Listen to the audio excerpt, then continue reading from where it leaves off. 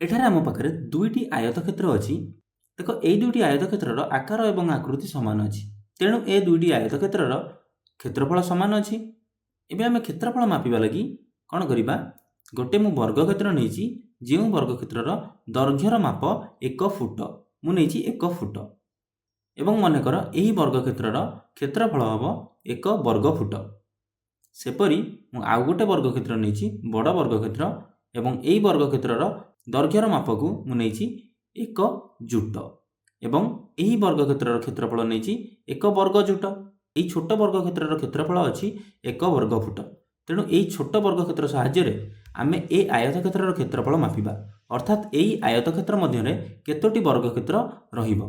କିପରି ଜାଣିବା, ଦେଖ ରଖିକି ଦେଖିବା।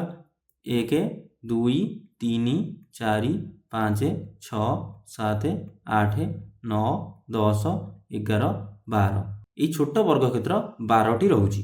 ଗୋଟିଏ ଛୋଟ ବର୍ଗକ୍ଷେତ୍ରର କ୍ଷେତ୍ରଫଳ ଆମେ ନେଇଛେ 1 ବର୍ଗ ଫୁଟ, ତେଣୁ 12ଟି ଛୋଟ ବର୍ଗକ୍ଷେତ୍ରର କ୍ଷେତ୍ରଫଳ ହେବ 12 ବର୍ଗ ଫୁଟ। ତେଣୁ ଏ ଆୟତକ୍ଷେତ୍ରର କ୍ଷେତ୍ରଫଳ ହେବ 12 ବର୍ଗ ଫୁଟ। ଏବେ ଆମେ ଏହି ଆୟତକ୍ଷେତ୍ରର କ୍ଷେତ୍ରଫଳ ମାପିବା, ସେହି ସମାନ ଆୟତକ୍ଷେତ୍ର, କିନ୍ତୁ ଆମେ ଏହି ବଡ଼ ବର୍ଗକ୍ଷେତ୍ର ସାହାଯ୍ୟରେ ମାପିବା। ଏବେ ଏହି ବଡ଼ ବର୍ଗକ୍ଷେତ୍ର ଦେଖିବା କେତୋଟି ଆସୁଛି ଏହି ଆୟତକ୍ଷେତ୍ର ମଧ୍ୟରେ, ଗୋଟିଏ, ଦୁଇଟି, ତିନୋଟି, ଏବଂ ପ୍ରତ୍ୟେକ ବଡ଼ ବର୍ଗକ୍ଷେତ୍ରର କ୍ଷେତ୍ରଫଳ ଆମେ ନେଇଛେ 1 ବର୍ଗ ଜୁଟ। ତେଣୁ ଏ ତିନୋଟି ବର୍ଗକ୍ଷେତ୍ରର କ୍ଷେତ୍ରଫଳ ହେବ 3 ବର୍ଗ ଜୁଟ। ତେଣୁ ଏ ଆୟତକ୍ଷେତ୍ରର କ୍ଷେତ୍ରଫଳ ହେବ 3 ବର୍ଗ ଜୁଟ। ଯେହେତୁ ଆୟତକ୍ଷେତ୍ର ଦୁଇଟିର ଆକାର ଆକୃତି ସମାନ ଅଛି, ଅର୍ଥାତ୍ କ୍ଷେତ୍ରଫଳ ସମାନ ଅଛି, ତେଣୁ 3 ବର୍ଗ ଜୁଟ ସମାନ ହେବ 12 ବର୍ଗ ଫୁଟ ସହ। ଏବେ ପିଲାମାନେ କୁହ, 1 ବର୍ଗ ଜୁଟ କେତେ ବର୍ଗ ଫୁଟ?